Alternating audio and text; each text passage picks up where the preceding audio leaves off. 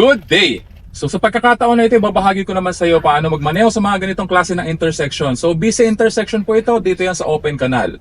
Okay? So usually pag mga intersections, ang sinusunod po natin is a first stop, first go basis. Okay? So unang makarating sa intersection, usually unang huminto, yan ang unang mag-go. Okay? Pero sa mga ganitong klase ng intersection, kung mapapansin ninyo, wala pong yellow box dito.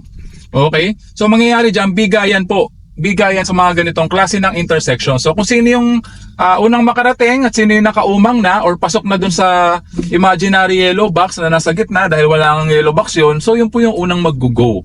Okay? So usually yan, napaka-busy na intersection na yan dahil dyan po nagmi-meet yung mga galing sa open canal at galing sa Arnaldo Highway. Okay? So kapag mga ganun, bigayan lang po para makaiwas po tayo sa aksidente. Okay? So boss, kung malaki yung sasakyan mo at maganda yung sasakyan mo, wag naman po tayong siga sa kalsada. Nagugustuhin po nating makauna dahil lamang sa mas maganda yung sasakyan mo, mas mamahalin or mas malaki. So hindi po ganun yun, no? In the event of an accident, kung madisgrasya po tayo, no, hindi naman po titignan kung ano yung klase ng sasakyan na minamaneho mo, kung mas mahal ba yan or mas malaki.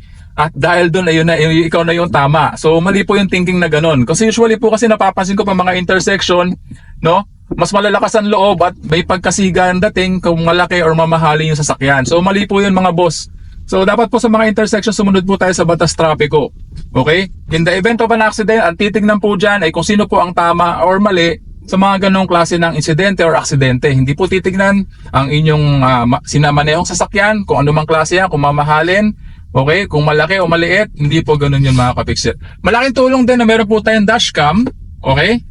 Sa mga sasakyan po natin para meron po tayong patunay or meron po tayong proof in the event of an accident. No, malaking tulong po yan sa mga investigador para malaman kung sino ang tama o mali.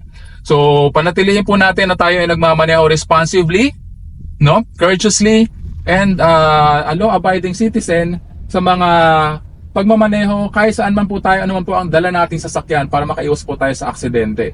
Iwas abala, iwas aksidente. Palagi niyo pong tatandaan yan. At palaging tatandaan na walang sino man ang pinanganak na magaling. Kailangan natin na sapat na panahon at pagsasanay upang maging magaling tayo sa anumang bagay. More of these safety driving tips dito lang yan sa FIT TV, sharing information.